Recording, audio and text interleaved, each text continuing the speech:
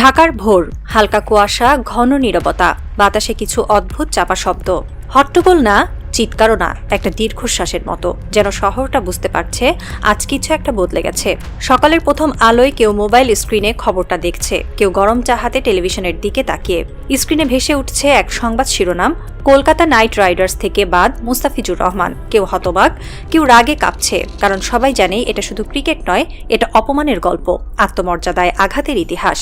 আর এই আঘাতের জবাব এবার এসেছে নীরবে কিন্তু গভীরভাবে, কারণ এখনই বাংলাদেশ বলছে ভারতের গোলামির টাইম নেই। একসময় কলকাতা নাইট রাইডার্স ছিল ক্রিকেটের গ্ল্যামারের প্রতীক, শাহরুখ খানের হাসি, বলিউডের জৌলুস আর আইপিএলের ঝলমলে পর্দা। কিন্তু আজ সেই বেগুনি জার্সি হয়ে গেছে এক প্রতীকের নাম, ভারতের নোংরা ক্রিকেট রাজনীতির প্রতীক। দিল্লির ক্ষমতা কেন্দ্র থেকে কলকাতার ম্যানেজমেন্ট, সব জায়গায় একই চাপা হিসাব। বাংলাদেশের এক মুসলিম তারকা, যার বোলিংয়ে ভারতীয় ব্যাটসম্যানরা নাজেহাল, যে খেলোয়াড় মাঠে নামলে বাংলাদেশের পতাকা উঠতে থাকে, তাকে দল থেকে বাদ দেওয়া হলো, কারণ তার নাম মুস্তাফিজ, কারণ তার দেশ বাংলাদেশ। এই সিদ্ধান্তটা ক্রিকেটীয় নয়, এটা রাজনৈতিক। একজন খেলোয়াড়কে বাদ দেওয়া হয়নি, বাদ দেওয়া হয়েছে একটি জাতির আত্মমর্যাদাকে। ভারতীয় ক্রিকেট বোর্ড বিসিসিআই বহুদিন ধরেই কেবল ক্রিকেট নিয়ন্ত্রণ করে না, এখন তারা নিয়ন্ত্রণ করে দক্ষিণ এশিয়ার গর্ব, অর্থনীতি, এমনকি কূটনীতি পর্যন্ত। কিন্তু এবার তাদের হিসাব গোলমাল হয়ে গেল। একজন বাংলাদেশি খেলোয়াড়কে নিয়ে তাদের উগ্রপন্থী অংশের অস্বস্তি ছিল অনেকদিন ধরে, বিশেষ করে যখন মুস্তাফিজ নিজের ধর্মীয় পরিচয় লুকান না, যখন তিনি বাংলাদেশের পতাকা গর্বের সঙ্গে বহন করেন, তখন সেই গর্ব দিল্লির প্রভাবশালী মহলে এক ধরনের আতঙ্ক তৈরি করে। অতঃপর সিদ্ধান্ত আসে, ড্রপ দ্য কাটার মাস্টার। তারা ভাবল এটা ক্রিকেট, কেউ কিছু বলবে না। কিন্তু তারা জানতো না মুস্তাফিজ আর সাধারণ নয়, এটা এখন বাংলাদেশের আত্মার নাম। খবর ছড়িয়ে পড়তেই ঢাকা ফেটে পড়ে। ফেসবুক, টুইটার, রাস্তাঘাট, সব জায়গায় একই শব্দ, গোলামির দিন শেষ। বাংলাদেশের যুব ও ক্রীড়া উপদেষ্টা ডক্টর আসিফ নজরুল তখন ভেরিফাইড পেজে লেখেন, উগ্র সাম্প্রদায়িক গোষ্ঠীর চাপে নত স্বীকার করে ভারতের ক্রিকেট বোর্ড যেভাবে মুস্তাফিজকে বাদ দিয়েছে তা বাংলাদেশের জন্য চরম অপমান। এবার সময় এসেছে জবাব দেওয়ার, অর্থনৈতিক, কূটনৈতিক এবং ক্রীড়া ক্ষেত্রে। এই বক্তব্য যেন আগ্নেয়গিরির মতো ফেটে পড়ে। আসিফ নজরুল ঘোষণা দেন, বাংলাদেশ সরকার আইপিএল সম্প্রচার বন্ধের প্রক্রিয়া শুরু করছে। এই ঘোষণা ছিল ভারতের অর্থনীতির পেটে সরাসরি লাথি। বাংলাদেশ হলো আইপিএল এর সবচেয়ে বড় দর্শক বাজারগুলোর একটি। এখান থেকে ভারতীয় চ্যানেলগুলো কোটি কোটি টাকা আয় করে। এই অর্থ বন্ধ মানেই আইপিএল এর অর্থনৈতিক শিরায় ধাক্কা। আইপিএল এখন আর কেবল খেলার প্রতিযোগিতা নয়, এটি ভারতীয় রাষ্ট্রনীতির এক অর্থনৈতিক উপাঙ্গ। বিসিসিআই প্রতি বছর প্রায় 1 ট্রিলিয়ন রুপির রাজস্ব প্রবাহ সৃষ্টি করে, যার বড় অংশ আসে সম্প্রচার অধিকার, বিজ্ঞাপন, স্পন্সরশিপ এবং আন্তর্জাতিক দর্শক বাজার থেকে। বাংলাদেশের মতো 18 কোটি মানুষের দেশ সেই দর্শক ভিত্তিক একটি বিশাল অংশ। এখানকার বিজ্ঞাপন সংস্থা, ডিজিটাল প্ল্যাটফর্ম এবং টেলিভিশন রাইটস মিলিয়ে প্রতি বছর ভারতের মিডিয়া কোম্পানিগুলো কয়েকশো কোটি টাকা আয় করে থাকে। সেই কারণে ঢাকার সিদ্ধান্ত, আইপিএল সম্প্রচার বন্ধের ঘোষণা, একটি প্রতীকী প্রতিবাদ নয়, বরং বাস্তব অর্থনৈতিক চাপ। এটি এমন এক বার্তা যে বাংলাদেশের মর্যাদা বা খেলোয়াড়ের সম্মান নিয়ে রাজনীতি করলে তার মূল্য দিতে হবে অর্থনীতিতেও। এটি প্রথমবারের মতো এমন একটি উদাহরণ যেখানে একটি ছোট রাষ্ট্র তার নৈতিক অবস্থান দিয়ে বৃহৎ রাষ্ট্রের বাণিজ্যিক কাঠামোয় প্রভাব ফেলছে। এই অবস্থান কেবল ক্রিকেট সংক্রান্ত নয়, এটি দক্ষিণ এশিয়ায় ক্ষমতার নতুন ভারসাম্যের ইঙ্গিত। ভারতের সফট পাওয়ার যেভাবে ক্রিকেটকে ব্যবহার করে প্রতিবেশী দেশগুলোর মধ্যে প্রভাব বিস্তার করেছে, সেই জায়গাতেই বাংলাদেশ আঘাত এনেছে।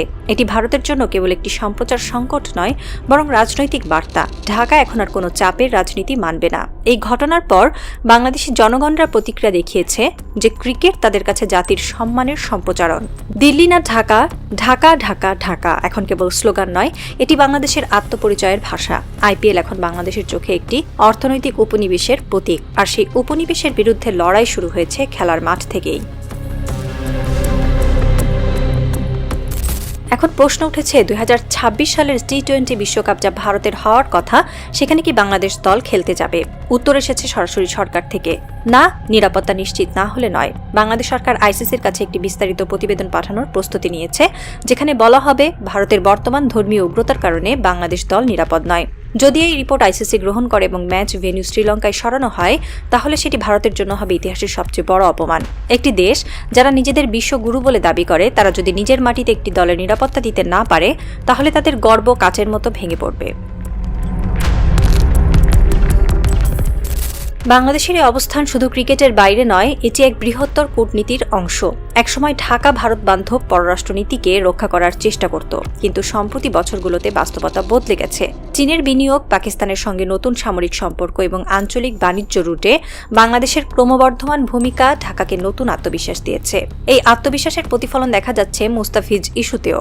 ভারতের প্রভাবমুক্ত এক পররাষ্ট্রনীতির সূচনা এখান থেকেই। বাংলাদেশ এখন বুঝেছে অর্থনৈতিক স্বাধীনতা ও ক্রীড়াগত মর্যাদা একে অপরের পরিপূরক। তাই সরকার এখন ভারতের সঙ্গে সম্পর্ক রাখবে সমান মর্যাদার ভিত্তিতে, শ্রদ্ধার বিনিময়ে, আধিপত্যের বিনিময়ে নয়। বিশ্লেষকদের মতে এই পরিবর্তনটি একটি বৃহৎ ভূরাজনৈতিক পরিবর্তনেরই প্রতিফলন। বাংলাদেশ এখন আঞ্চলিক ভারসাম্যে নতুন ধরনের শক্তি হিসেবে আবির্ভূত হচ্ছে, যে দেশটি আর কারো ছায়ায় দাঁড়িয়ে থাকতে চায় না। এটি এক নতুন বাংলাদেশ ডক্ট্রিন, যেখানে আত্মমর্যাদা, অর্থনীতি ও কূটনীতি একসাথে মিলেছে।